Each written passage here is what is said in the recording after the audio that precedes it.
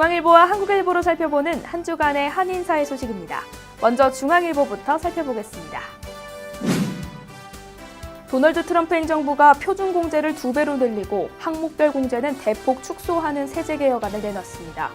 개혁안에는 법인세를 절반 이하로 인하하고 개인소득세율을 3단계로 간소화하는 내용도 포함됐습니다. 이는 미 역사상 최대의 세금 감면이자 세제개혁이지만 재원 조달 방안은 제시되지 않아 의회 승인 과정에서 치열한 공방이 벌어질 것으로 예상됩니다. 뉴욕 리버티를 포함해 전국 21개 공항에서 가동 중인 스마트 레인 시스템이 존 F 케네디 국제공항에도 도입됩니다. 이에 따라 보안 검색대 통과 시간이 크게 단축될 전망입니다. 이 시스템이 본격 가동되면 JFK 공항의 보안 검색대 통과는 30%가량 빨라질 것으로 예상됩니다. 제19대 대선 재외선거의 투표율이 뉴욕 일원에서 70%를 돌파하며 역대 최고를 기록했습니다. 뉴욕 총영사관에 따르면 재외선거 마지막 날인 30일까지 9,690명이 투표에 참여했습니다. 재외선거 중 가장 높은 투표율입니다. 한편 재외선거가 마무리됨에 따라 9일에 있을 대선은 한국 시간으로 오전 6시부터 오후 8시까지 투표가 진행됩니다.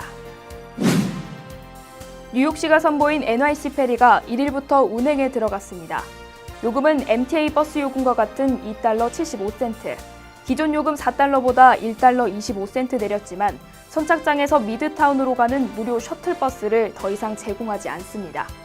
티켓은 스마트폰 앱으로도 구입할 수 있으며 앱은 무료로 제공됩니다. 다음은 한국일보를 살펴보겠습니다. 트럼프 대통령이 취임한 1월부터 4월까지 100일 동안 불법 이민자들에 대한 체포 건수는 급증하고 있는 반면 불법 이민자의 유입과 합법 이민은 크게 감소하고 있는 것으로 나타났습니다. 특히 범죄 전력이 없는 단순 불체자들에 대한 무차별적인 체포가 급증하고 있는 것으로 드러났습니다. 난민 이민자도 오바마 행정부 시절에 5분의 1로 크게 줄었으며 이민 전문가들은 트럼프 행정부의 반이민 정책으로 불법 이민은 물론 합법 이민까지 줄어드는 추세라고 평가했습니다.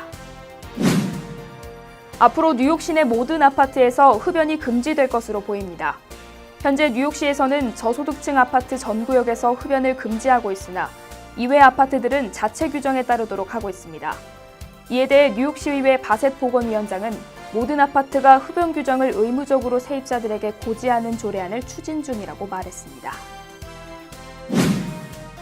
폭우를 동반한 강력한 토네이도가 미국 남서부와 일부 중서부 지역을 강타해 7명이 사망하고 수십 명이 다쳤습니다.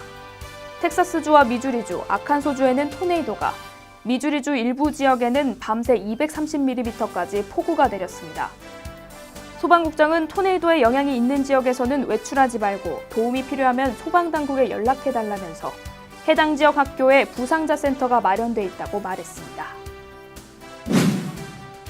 도널드 트럼프 행정부가 H-1B 규제를 강화하는 작업에 착수한 가운데 연방의회의 H-1B 비자 발급 기준을 대폭 강화하는 법안이 또다시 발의됐습니다. 기준 임금을 대폭 상향 조정하고 H-1B 비자 스폰서 남용업체들에 대한 처벌을 강화하는 내용입니다. 이번 법안에 따르면 지난 2년간 받은 연봉보다 더 많은 연봉을 지급하거나 최소 $11만 이상의 연봉을 지급해야 합니다. 결국 미국인 노동자가 저임금 외국인 노동자로 대체되지 못하도록 한다는 내용이 핵심입니다. 지금까지 신문으로 살펴본 한 주간의 한인사회 소식이었습니다.